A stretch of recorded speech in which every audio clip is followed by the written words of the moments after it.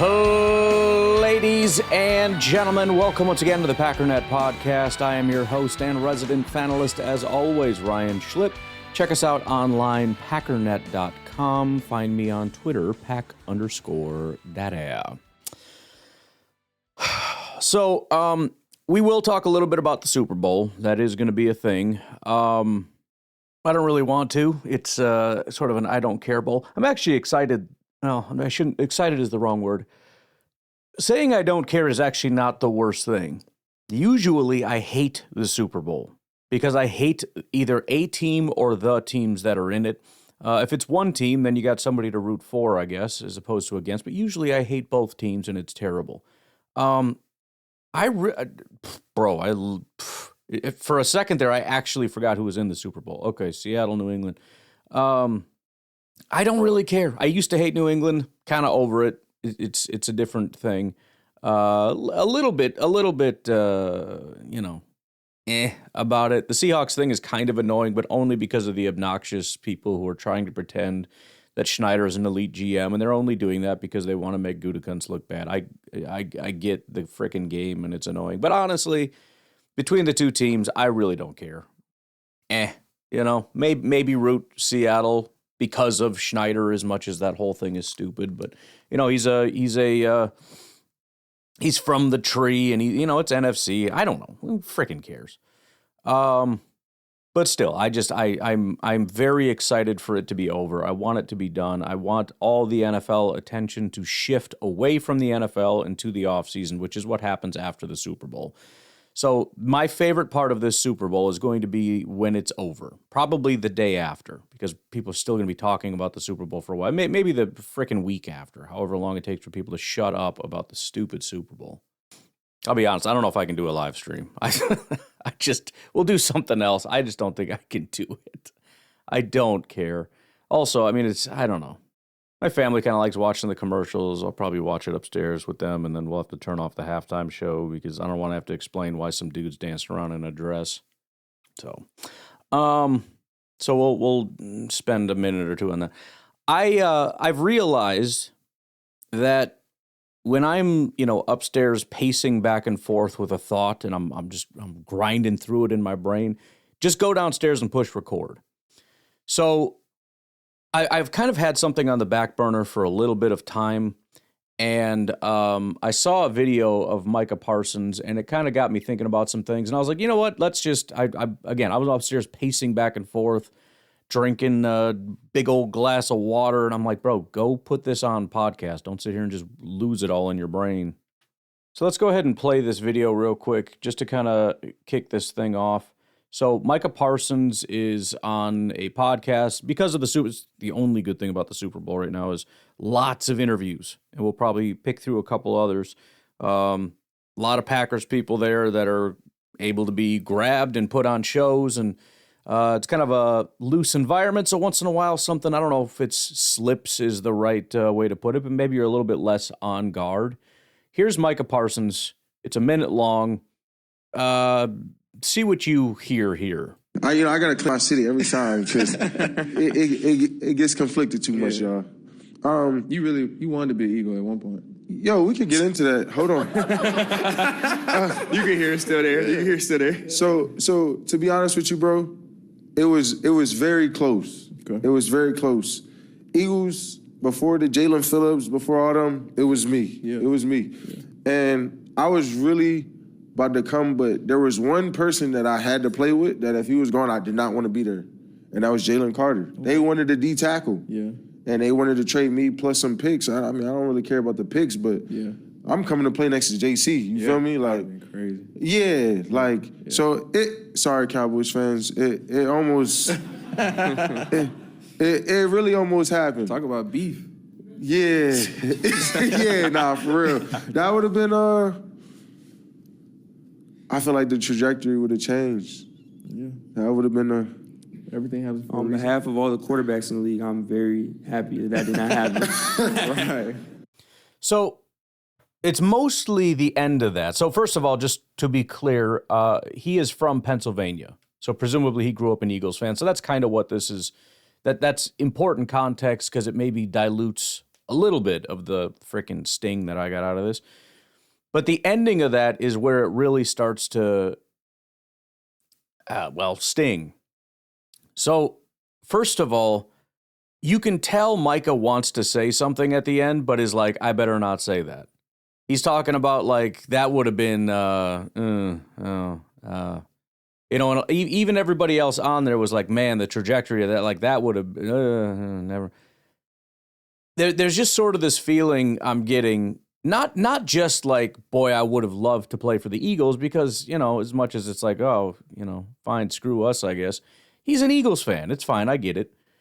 But there's a very distinct feeling of like, that would have been a much better place for me to go.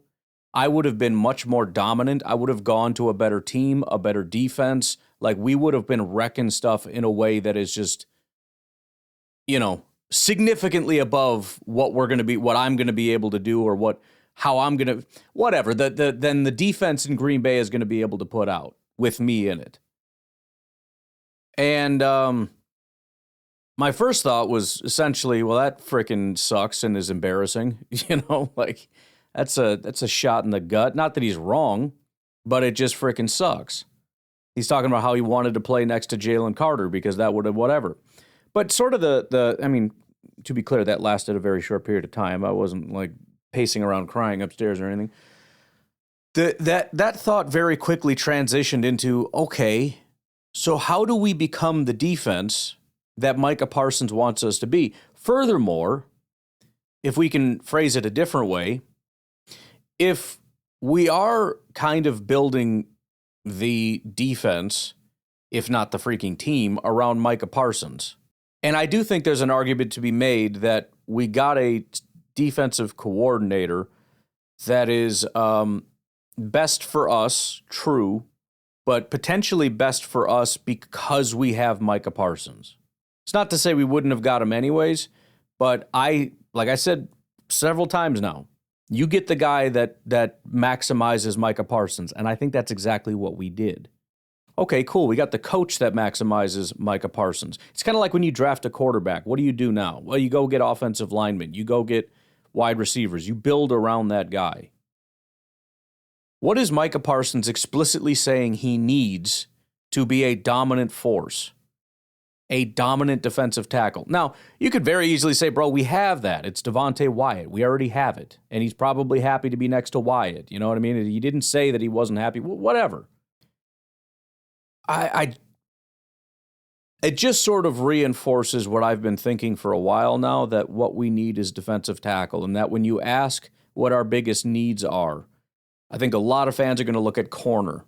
I don't think corner is going to be anywhere near our biggest need. Number one, because I'm sorry to tell you this, our corners, Wyatt excluded, are better than our defensive tackles.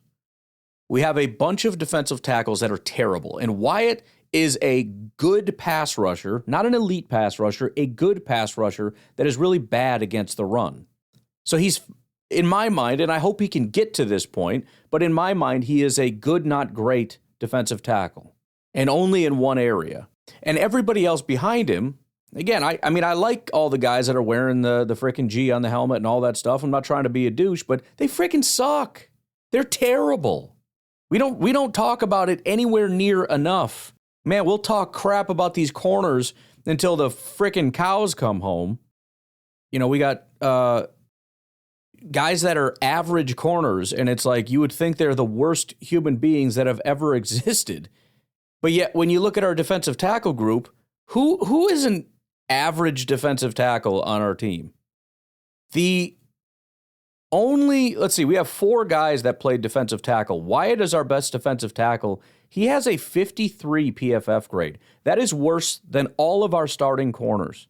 Now, he has a 71 pass rush grade, but that's nullified by his 38 run defense grade. It's appalling, and he's our best defensive tackle.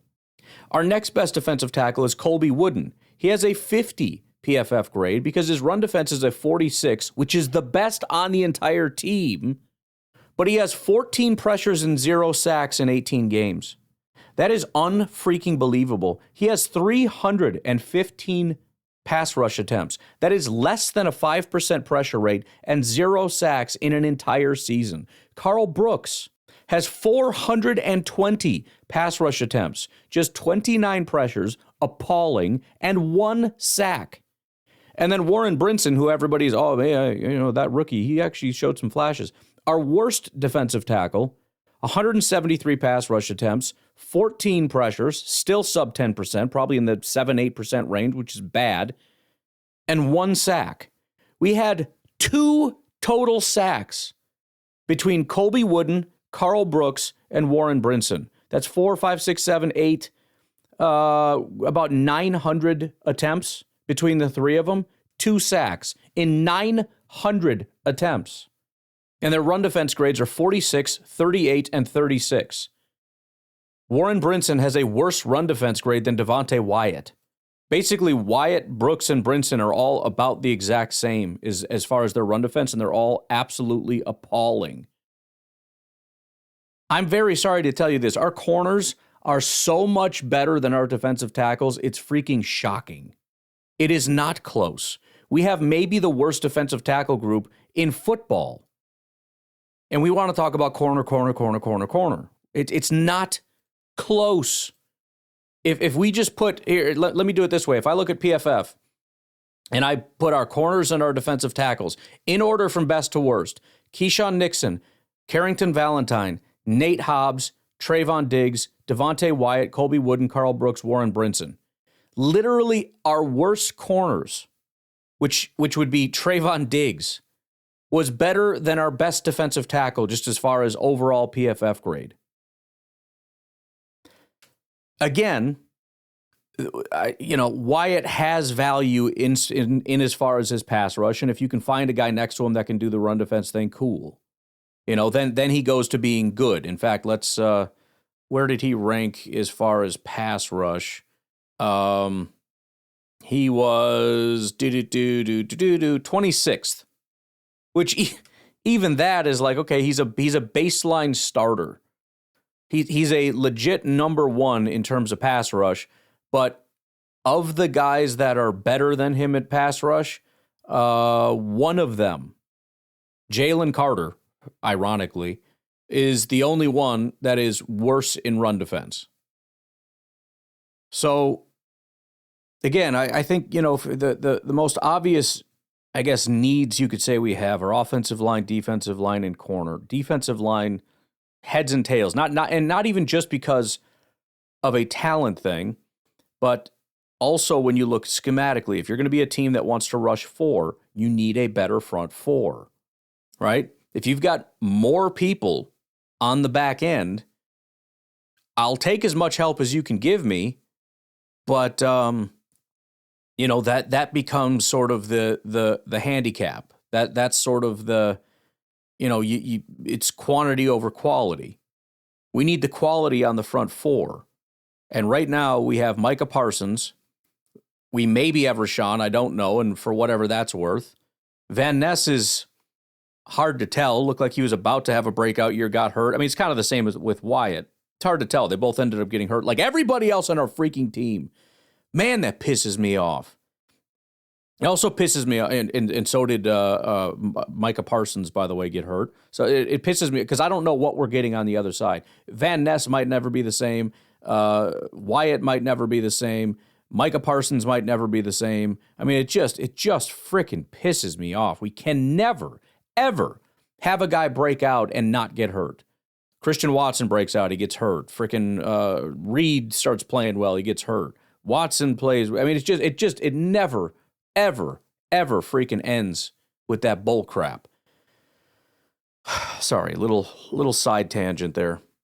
And then when you look at offensive line, we got to sort through that a little bit. I think, we have a left tackle. There's a decent chance we keep the left guard, despite the fact nobody wants it. But just from a standpoint of, we'd rather have the people and then try to find a replacement than just not have anybody. At center, same situation. We'll see what happens with Elton. If he ends up staying or going, I don't know. Sean Ryan is terrible, but whatever. We'll see.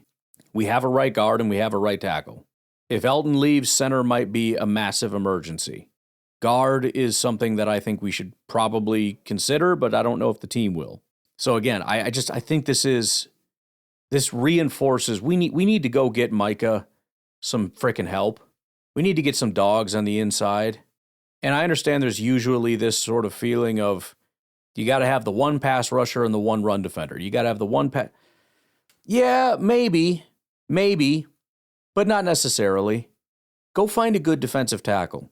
You know what I mean? If you can find a good defensive tackle that's decent as a run defender and decent as a pass rusher, I think that's good.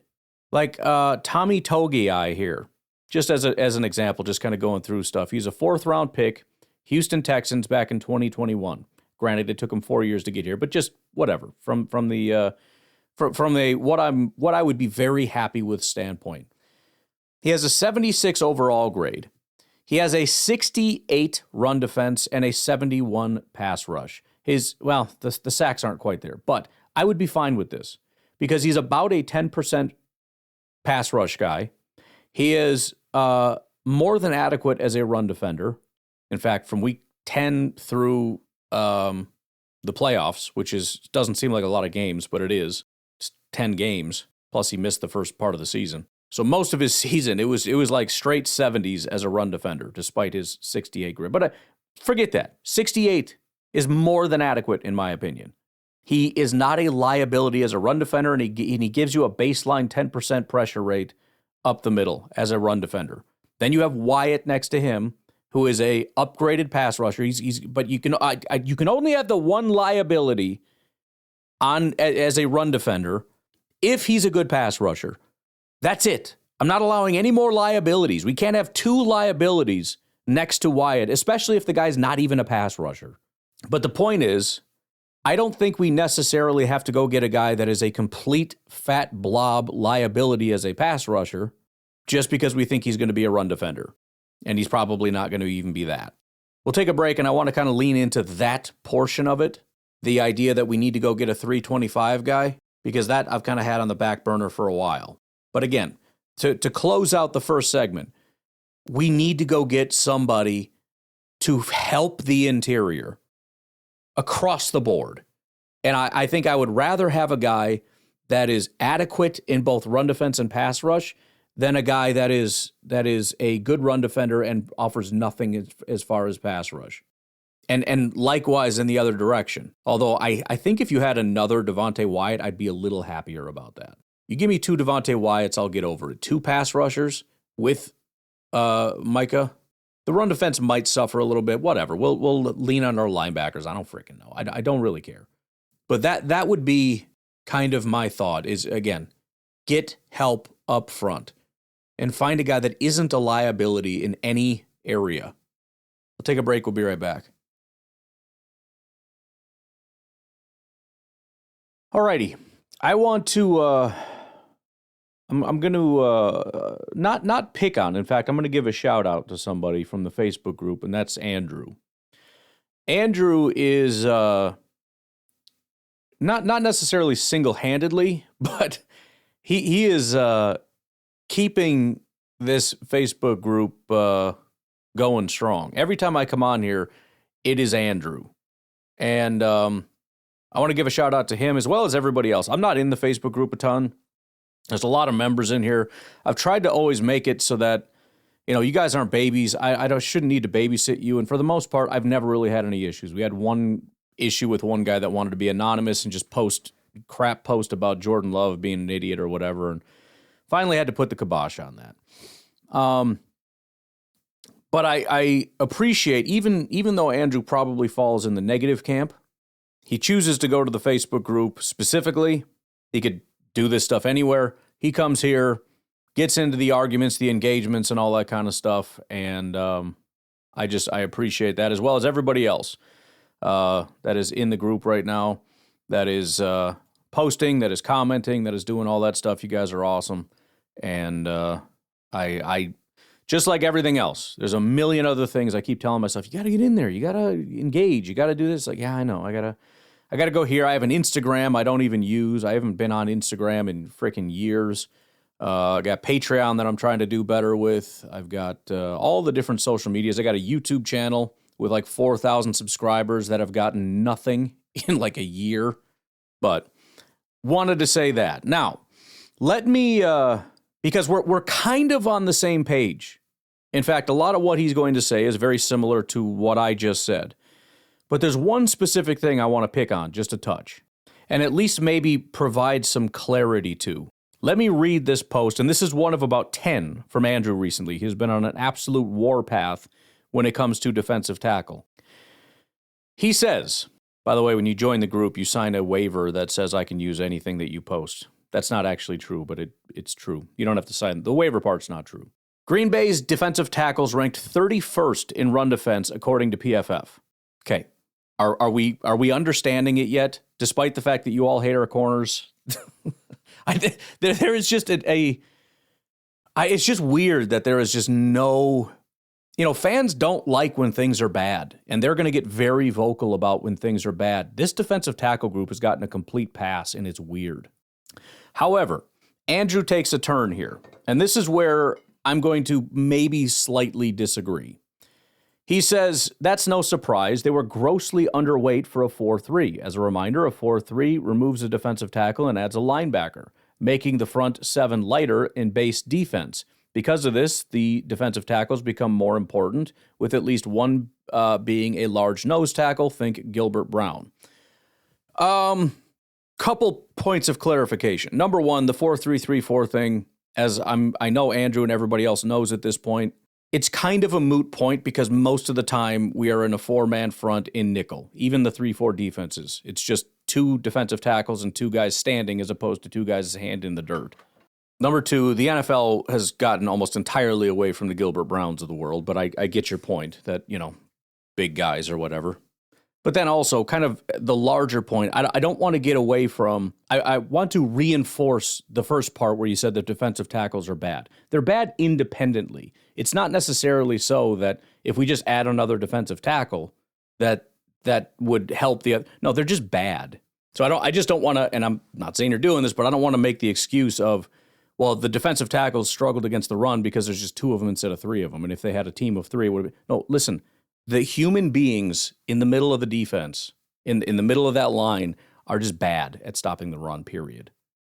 He says, without a big guy in 2025, Green Bay ran a front four averaging about 285 pounds against O-lines averaging about 315, 320. That's roughly 1,140 pounds getting hammered by 1,600 pounds.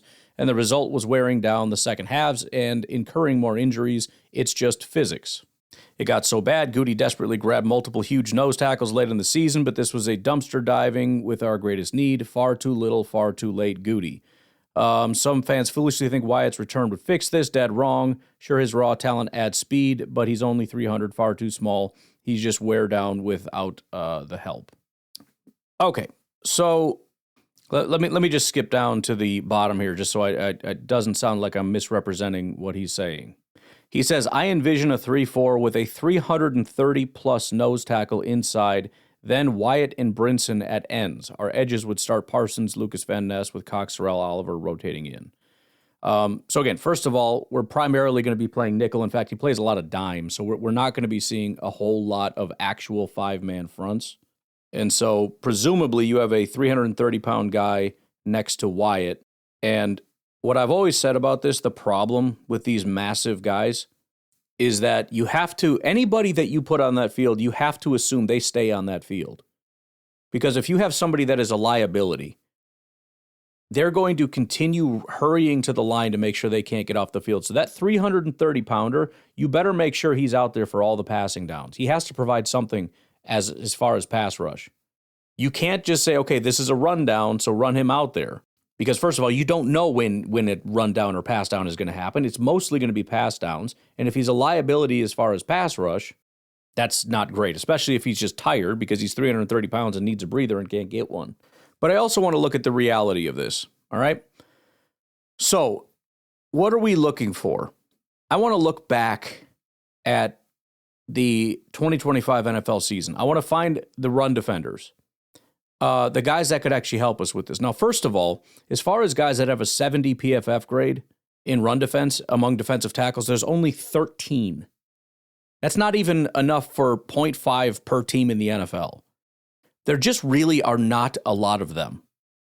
If we're talking about 60 plus, at least average, you've got 45, which is a lot more, but it's, you're looking at maybe getting one-ish per team.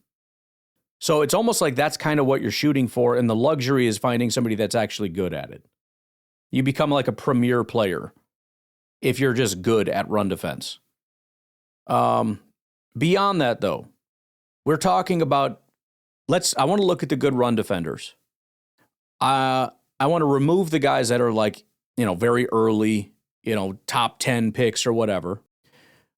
Remove the guys that are kind of later round picks because, Gutekunst he's drafted guys in the 7th round or whatever, but we wouldn't consider that really trying.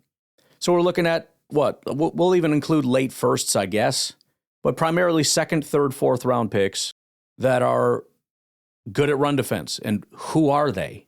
So even being a little generous with a 69 here, Zach Sealer, he's a 7th round pick. So that wouldn't necessarily be trying. Also worth noting, he is 305 pounds. Then we have Calais Campbell. He is a 2nd round pick. He is 6'8", 282 pounds. Despite looking massive because he's really tall, he's actually very tiny. So Calais Campbell would be one example.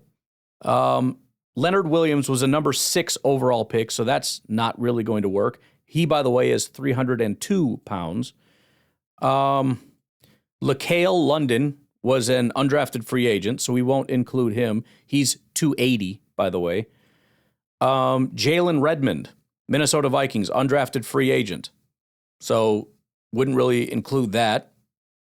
By the way, it is surprising how many of these guys are, quote unquote, not trying, because the other thing I want to look at that I will, if I can kind of figure this out, how many opportunities have there been that have failed in place of guys like Jalen Redmond, the UDFA for the Minnesota Vikings, that's actually very good at run defense. By the way, he is 6'2", 291 pounds. Then we have DJ Jones. He was a 6th round pick, so that's not really trying. He is 305 pounds. Then we have Jordan Davis. Big freaking man. He is good at it. He is 336. Unfortunately, he's picked 13 overall, so we can't include him. But there's your 330-plus guy. All right? David Onyemata, 4th round pick, so that does stick. He is 300 pounds. Tyre Tart, dude looks massive. UDFA, so he doesn't really count. 304 pounds. Harrison Phillips, he's a 3rd round pick, so that would count. He is 307 pounds. Poona Ford, UDFA, 310 pounds. Then we have probably the best example for Andrew, and that's T'Vondre Sweat. T'Vondre Sweat was the dude. I think everybody kind of was looking at him excited, but also like, I don't know if this is going to work. He's so freaking big. He's 6'4", 362 pounds. He is a very good run defender. In fact, he's not even a bad pass rusher. He's got a 74 pass rush grade this past year.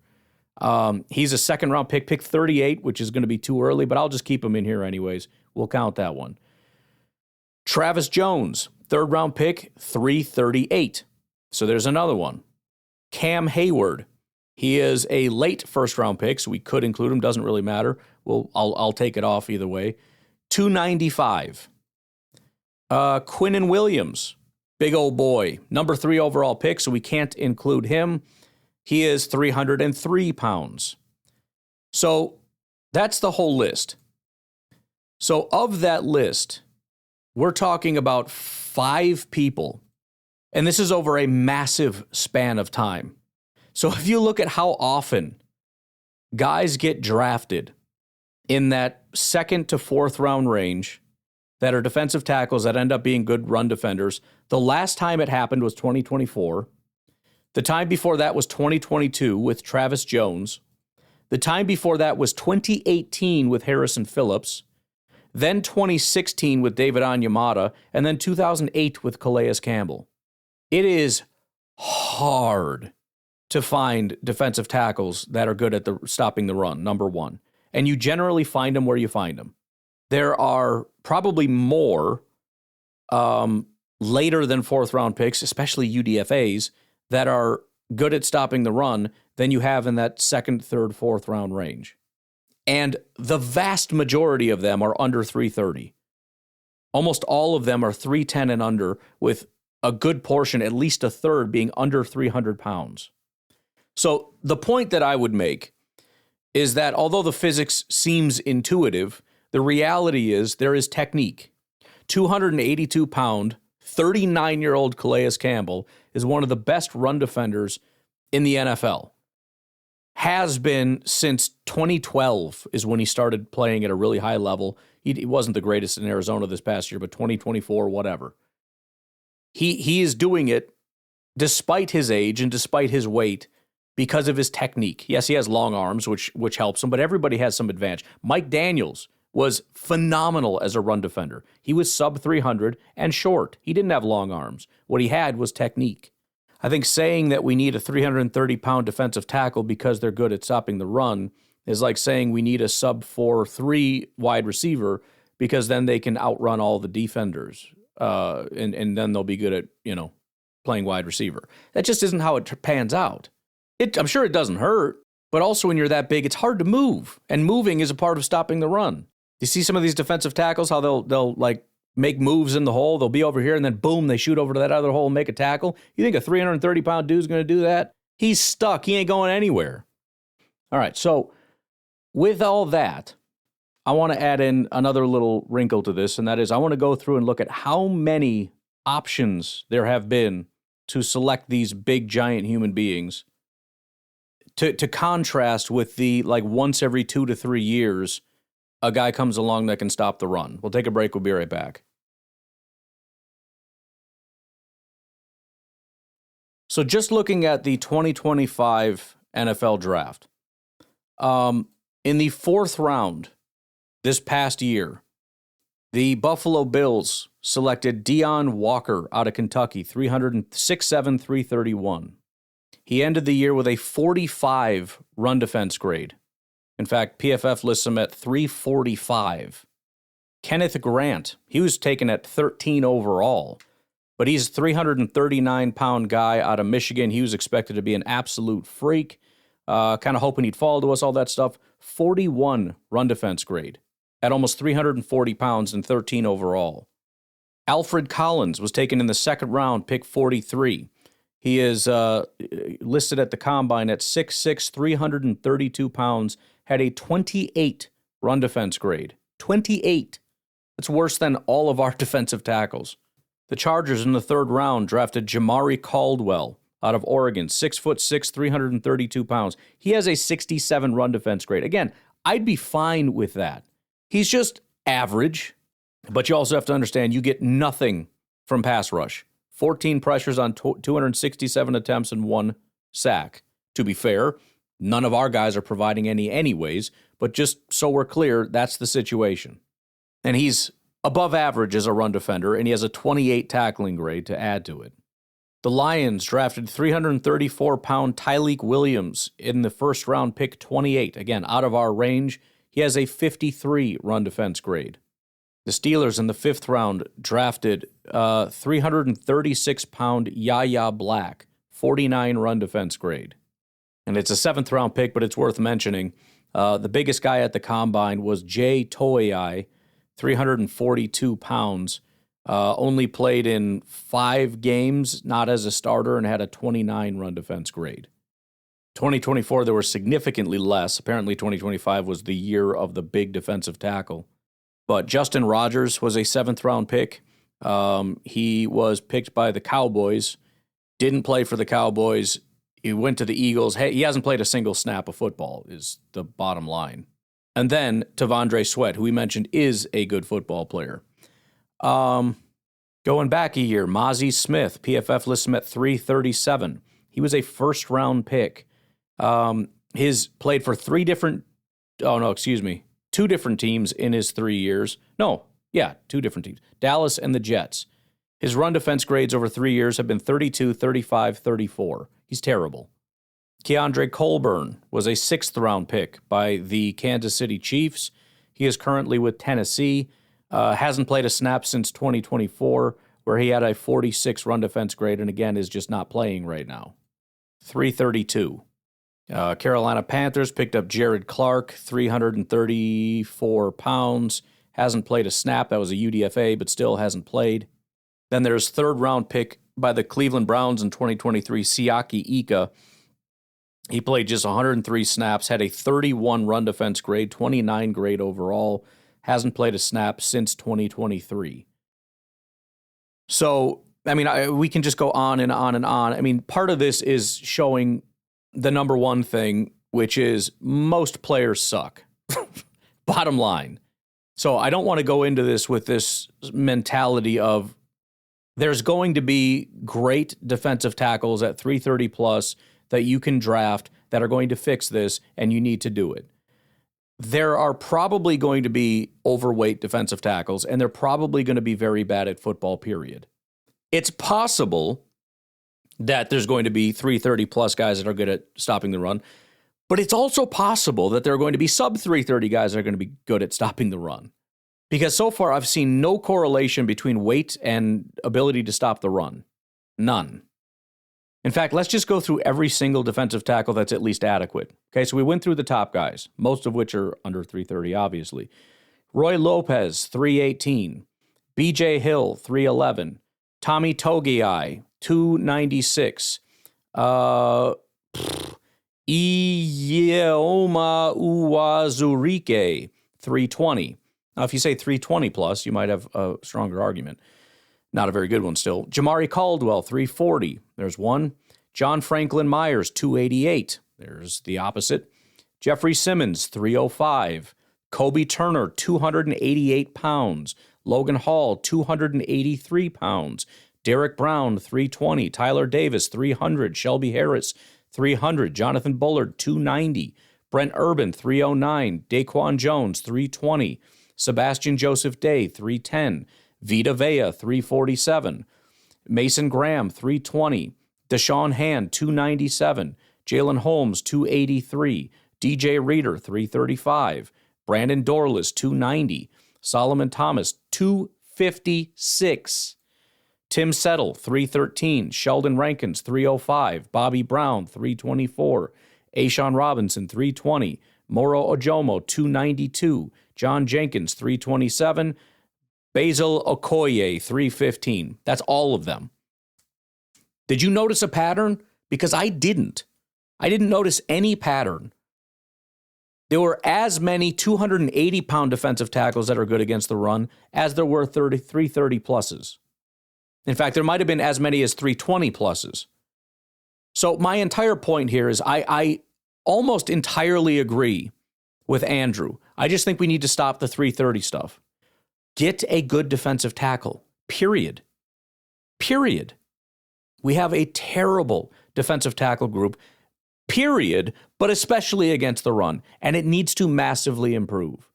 And we need to go find defensive tackles that can do things. In fact, I don't remember the last time we had a good defensive tackle group. 2024 was bad, aside from Wyatt's pass rush, again.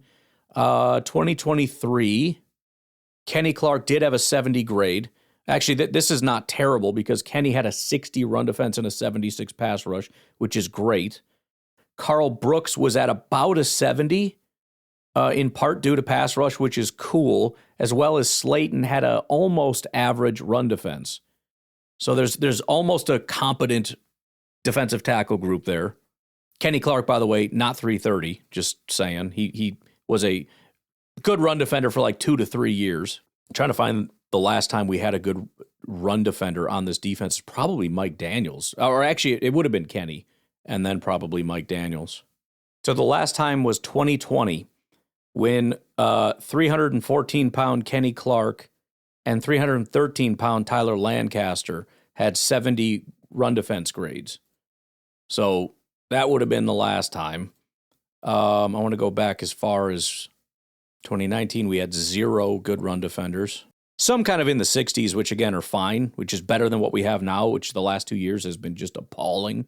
There we go. Holy schmackers. 2018, Kenny Clark with an 89 run defense grade, Tyler Lancaster with a 72, and then add in Dean Lowry to the mix. 296-pound Dean Lowry, by the way, had a 78 run defense grade. Sub 300-pound Dean Lowry is one of the best run defending defensive tackles we've had.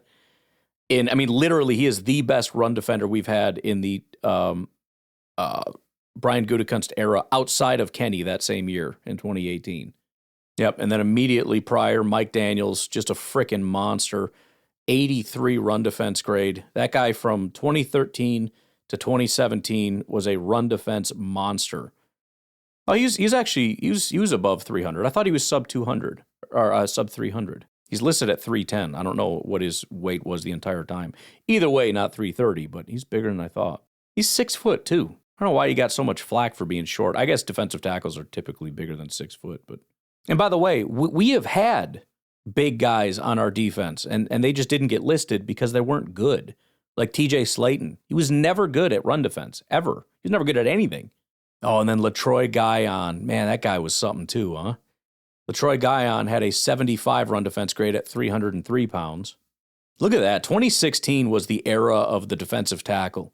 Mike Daniels with a 78 grade, 78 run defense, 75 pass rush. Kenny Clark, 75 with a 70 run defense and a 68 pass rush. Dean Lowry, 72 overall with a 69 run defense, and LaTroy Guion with a 75 run defense. Our worst of the four had a 69 run defense grade. Man. And again, like 310 being, or maybe 315 being the heaviest with Kenny Clark. We had Mike Pennell, who was a 330 plus guy. Unfortunately, we only got one good. 2016, he had a 76 run defense grade. And then 2018 with the Jets, he had an 86. Otherwise, he was never a very good run defender, despite being as big as... I like Mike Pennell. I've always liked Mike Pennell. Every time they talk about him going to a new team, I keep saying I want him back just because I always liked him when he was here. But, he's always just been kind of average at everything and below average as a pass rusher. He wasn't as good as Mike Daniels or Kenny Clark or Tyler Lancaster, or he was about as good as LaTroy Guion, I think, as a run defender as far as just kind of having like a couple good years. So anyways, what I'm saying is I think being 330 is like having a fast 40 or a quick shuttle or one of these metrics that are cool, and it helps us to believe that they can do the job better. But we can't get so wrapped up in it that it becomes a requirement. I don't give a crap what their weight is. I care how good they are at stopping the run. Now, I'll say this, 2025 was a really good year for big defensive tackles. Seems like this year kind of is too. Dominique Orange is 325. That's right on the button there. The next is Dante. For the record, a lot of these guys, a lot of the top guys are going to be out of our range. So Peter Woods, Caden McDonald, Caleb Banks, Lee Hunter, and Kristen Miller are between like 1 and 40. So probably won't be able to get any of them. Then there's a huge gap all the way to 71. So we're kind of talking about like it's a little bit, based on this, a reach in the second round, maybe third round guys, which sucks. But again, Orange 325, Corleone 335, Darrell Jackson. I'm just going in order. I'm not just cherry picking. This is in order. Darrell Jackson 337. Then Grayson Halton is 292, Tim Keenan 320. So he's, again, close. So of that first 5, 4 out of the 5 are kind of that bigger guy. The funny part about it, the guy with the highest run defense grade is the 292 Grayson Halton guy. It doesn't mean it's going to translate to the pros. That's where the scouts have to come in and determine, is he actually good at it? And yeah, being undersized is going to be tough. There's a chance you can get bullied a little bit in the pros, and so you got to make sure you do your homework. But again, the best run defender of the group is the 292 guy. In order, it would be Grayson Halton, 292, Darrell Jackson, who's 337 pounds. Corleone has an 81 grade at 335. So those 3 are like the top guys. So Darrell Jackson and Dante Corleone, which, I've said it all along, Corleone is just the coolest freaking name.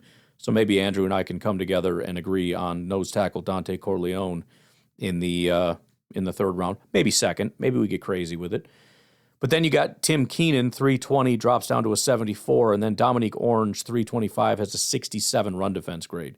So again, I don't want, and I know he's not quite 330, but I don't want to go get Dominique Orange because he's 325 and he's big. I mean, if he's good at run defense, fine. He was good the previous years, and maybe they determine he's still good at it, and it just had a fluky year or whatever. Fine. I don't care about his weight. I mean, again, I care about it. I would like it, but I like it in the same way that I like a guy with a fast 40, or a frickin' offensive lineman with a mullet. It's kind of a cool little added thing. Like, heck yeah, dude, 335, he's going to be a beast. I'm fine playing that game, but we got to be serious about it if we're going to have serious conversations about it. And when we're being serious, the weight is not as black and white as that. The vast majority of the guys that are 330 plus are not good at run defense. The vast majority of the adequate run defenders in the NFL are sub 330. We just need to go find good players. And I don't want to critique Brian Gutekunst because they got somebody that they think can be a good player, but he's sub 330, so he failed. I don't want to play that game. Anyways, the Super Bowl, frickin' I don't freaking know. Let's see what we got going on here. So I didn't even realize Green Day is also going to be on the docket. So it's Bad Bunny and Green Day are the headliners. I think if you're into the drama, then you're going to love it. If you're not, you're going to hate it. I saw an article, I didn't end up saving it, but it was something to the effect of like, if you don't like politics in football, then you might not want to watch this Super Bowl. So I guarantee you, between Bad Bunny and Green Day, it's going to be hyper political. Not to mention potential things going on around it that are maybe going to be happening. I don't freaking know, man. Average ticket price is around $5,700, which I think is low. I saw recently that the Super Bowl ticket prices are actually relatively low, which sounds crazy at almost $6,000 a pop, but that's what I had heard. Estimated $20.2 billion will be spent on food, drinks, and gear this weekend. A major headline this week involves political friction. The DHS suggested immigration enforcement operation might occur in Santa Clara during the game, leading to pushback from local officials and the NFL, who have since assured fans there are no planned ICE activities. So, again, I'm guessing that won't happen, but if it does, holy crap, it's going to be must-see TV in the worst possible way. Analysts expect a record $1.7 billion in legal wagers to be placed on everything from a coin toss to the color of the Gatorade. Heck yeah, bro. That's what we could do on the live stream is start doing like, again, I'm probably not doing a live stream, but if we did, just watching like bets, just making stupid bets. I don't have any money, otherwise I would. 30-second spots for the commercials, which is honestly the thing I'm most excited about, even though the commercials have been... I was thinking about this. I don't know that the commercials are worse than they used to be. I just think things were funnier before. And I don't mean the actual thing. I just think we thought things were funny. You look now at like stuff we thought was funny. It's not funny. Like when the internet was new and it was like all these stupid little things. Dude, I was in tears watching some videos that now is like, that's just normal, not even that funny stuff. Like, why you kick my dog? Bro, that was big for like years. To this day, you talk to somebody my age about why you kick my dog. You kick my dog. It's a little funny. It's not that funny. It's a video of like a terrorist. They were doing an interview and they put like subtitles under him, and he started like, what is that? Why are there subtitles? I'm speaking English. Dude, I was in tears watching that video. It's not that funny. I went back and watched it. Meh. So I think our standard of funny has gone up quite a bit. So I'll give them some slack on that, even though I think some of the commercials are stupid and complete failure, but whatever. 30-second spot, roughly $7 million. Brands are going safe humor and heavy nostalgia. Damn it. So they're not going to be good commercials. Early audience testing, System 1 has already ranked the top contenders. Instacart features Ben Stiller as Zoolander and pop star Benson Boone in a disco pop battle. I don't know who that is.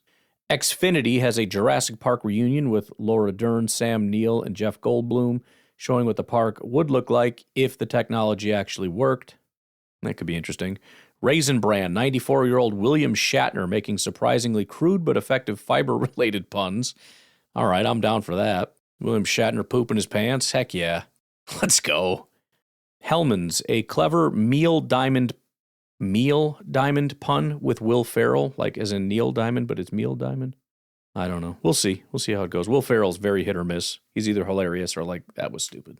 I guess Green Day is not doing halftime. They're doing the pregame, which will include a tribute to 60 years of Super Bowl, and then Bad Bunny gets halftime. And of course, the halftime, there's always like special people, special guests that pop out. That's also things people are betting on, is who's going to be in the halftime show with him or whatever.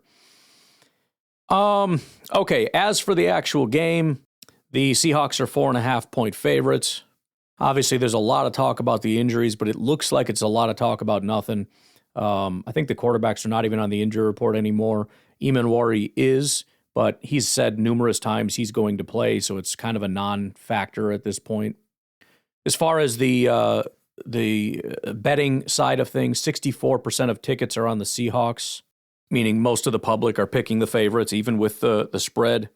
Sounds like a lot of the pros took the Seahawks early at -3, which pushed it to -4.5. There's some talk that maybe 4.5 is a little too high, and so some people are starting to buy back a little bit. Patriots, I think, actually got to +5.5, and then it kind of got bought down to 4.5. Couple betting trends to keep an eye on. Underdogs are 5-0 against the spread in the last 5 Super Bowls. Historically, teams with the shorter travel distance, Seattle is 800 miles from Santa Clara, New England is 3,000, have won 7 of the last 10. Teams that fail to cover the spread in the conference championship, like New England did, are only 2-11-1 against the spread in the Super Bowl. So some of that is conflicting, but for the most part, I would lean towards Seattle winning the game. A couple of prop bets. Some of the sharp money has hit the yes on Drake May to throw an interception at -125. Seattle's defensive front is elite at creating pressure that forces rookie mistakes. Pro bettor Ricky McKay and others are eyeing Seahawks -2.5 in the first half.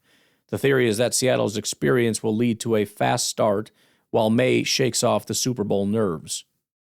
There is significant laddering, which is betting increased amounts on yardage, higher yardage milestones. On Patriots tight end Hunter Henry, sharps expect May to check down often under pressure, targeting Henry over 39.5 receiving yards. A favorite sharp play sleeper is Rashid Shaheed over 2.5 rushing yards. Seattle has been holding back specific jet sweep looks for the big game. New England has historically struggled with wide receiver run defense this year. So, couple fun little nuggets for those of you looking to throw a buck here or there or whatever the case may be. I do expect Seattle to win. They just seem like the more solid team right now, kind of across the board. Respect New England very much for what they've been able to do, especially with their head coach and what he's been able to do there, kind of reinvigorating the old New England, you know, as far as the discipline and the whatnot that he brings. You can see that. You can see that he's kind of brought that Belichick thing back into New England, and it's working and good for them. You know what I mean? And again, with Seattle, everything just kind of came together. You got the right coach.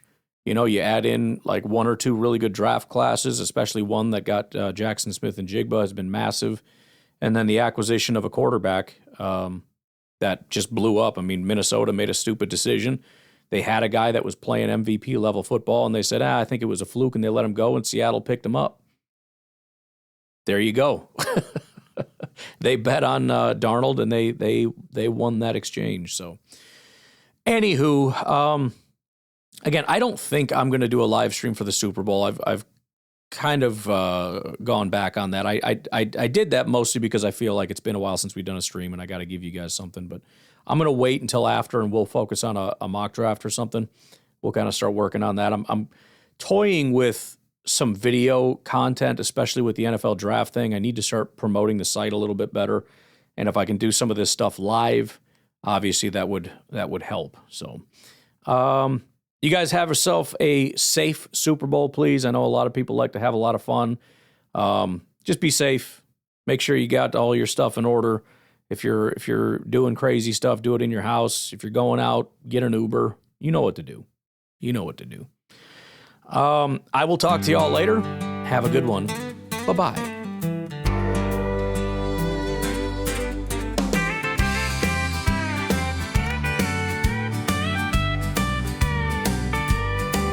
Every spring the old timers gather round, talk about the biggest boys in town. Son, you need a mountain on that line, 330 pounds and you'll be fine.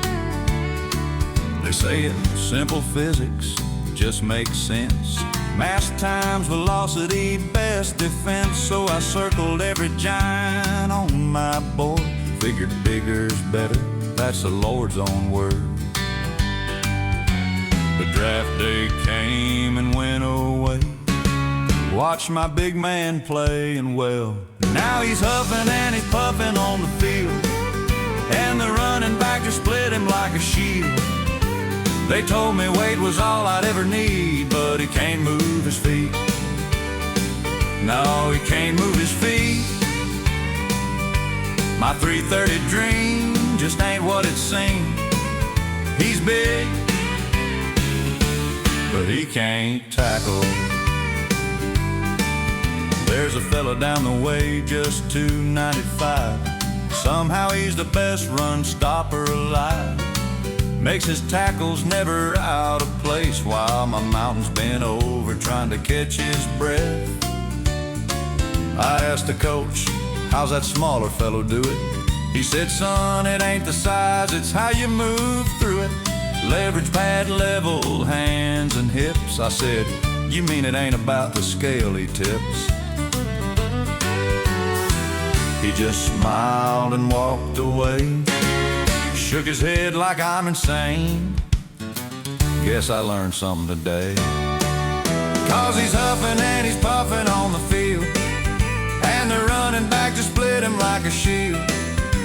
They told me weight was all I'd ever need, but he can't move his feet. Lord, he can't move his feet. My 330 dream just ain't what it seemed. He's big, but he can't tackle. I could have had the quick one, the one who knew technique. But no, I bought the promise of 1,400 pounds a week.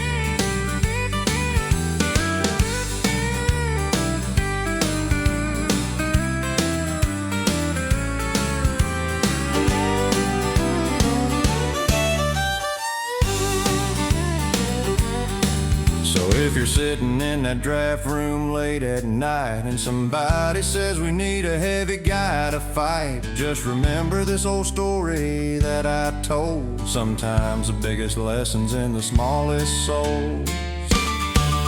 Yeah, he's huffing and he's puffing on the field, and the running back just split him like a shield. Turns out weight ain't all you really need, 'cause he can't move his feet. No, he can't move his feet. My 330 dream just ain't what it seemed. He's big, but he can't tackle. 330 pounds of heartbreak,